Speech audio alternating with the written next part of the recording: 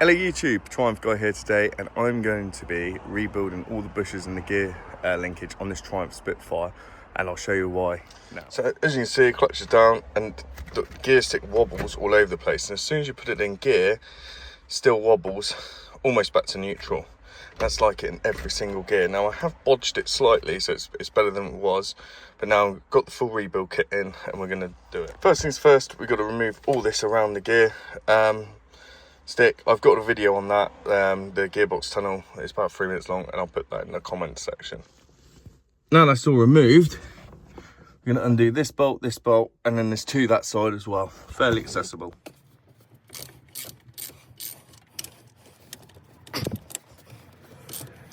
Once it's off, give it a bit of a wiggle, and then you should be able to just pull it up off there. Now I'm going to have to use two hands for this, so I apologise. So it's actually pretty easy. It's just like that, and you just pull it up from the front. Now because it's my lucky evening, looks like the gasket is still in one piece. We might be able to just peel that off. Don't worry, the kit does come with a replacement. Once we've done that, we're just going to give this surface a little clean and then put the new gasket on, just so we don't forget later. Be really gentle with the gasket as well, it's quite weak, so just literally pinch it in a corner, pull it down slightly and just make your way around. A lot of you viewers are going to be having kittens now because I'm doing it on the boot. I wouldn't recommend doing this, but yeah. So first of all, you're just going to remove these bits. Fairly easy, you just sort of bayonet fit and twist and pull off. And then there should be a spring. I just lay them out in order as well, just to help with the reassemble. Obviously the new kit comes with all these bits, but it just helps as a visual aid. Next, just remove this little nut here. I think it's another mil. There's two of them stacked up. Once you've loosened it off ever so slightly, you're going to have to put the spanner on the other side.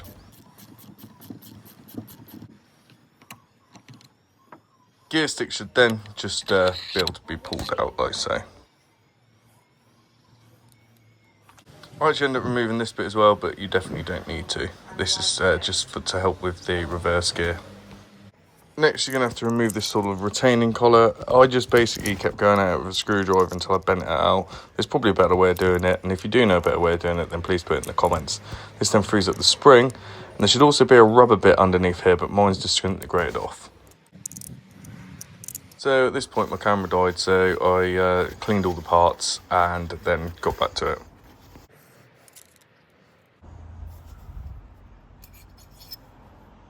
So we're just going to slide that big rubber boot down and then the spring on top. This is the smallest spring out of the two you get in the kit. And then you use the locking washer as well and just push that down, like so. Let's get the locking washer, push it down. I used it on with a screwdriver at first, and then what I did is I got a pair of pliers around it, which you'll see in a minute, ever so loosely, and then hammered down gently with the rubber side of a mallet like this.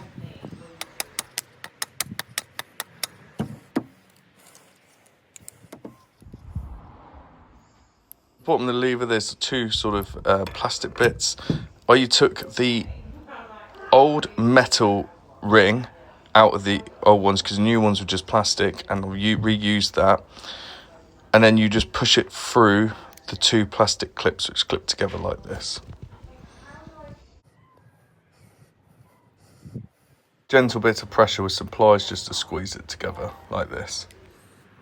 Next, using a spanner and a socket, we're just going to remove the next bit of the linkage. This has also got very similar setting as the other one where it's got two plastic bits which we need to replace. And I'm going to keep the metal insert because the new insert is plastic. All the rubber bits, this is like the thicker sort of stumpy bit. You're now going to push that through and then put the metal bit in the middle.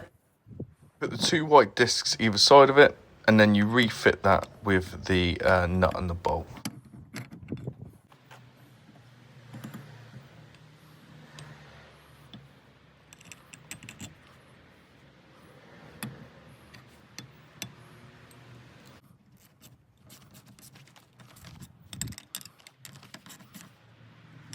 Now where you put the gear selector lever in, make sure you put it in the right way around. This is actually currently in the wrong way around, and you'll see that later on in the video.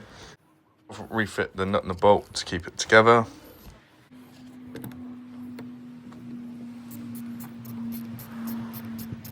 If you did accidentally remove this bit like I did, then refit that. The flat end, opposite where the screwdriver goes in, goes against a sort of plaque on the inside of the sort of tunnel where the gear stick goes through. And you'll see what I mean in person.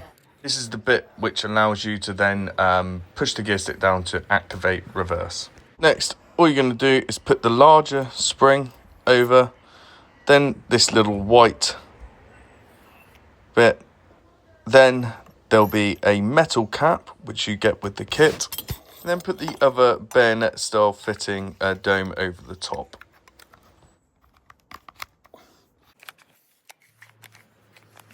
So there's a number of washers spare, and this as well, the spring washer. That I think is literally just an extra they put in there, because I've definitely put all of them on.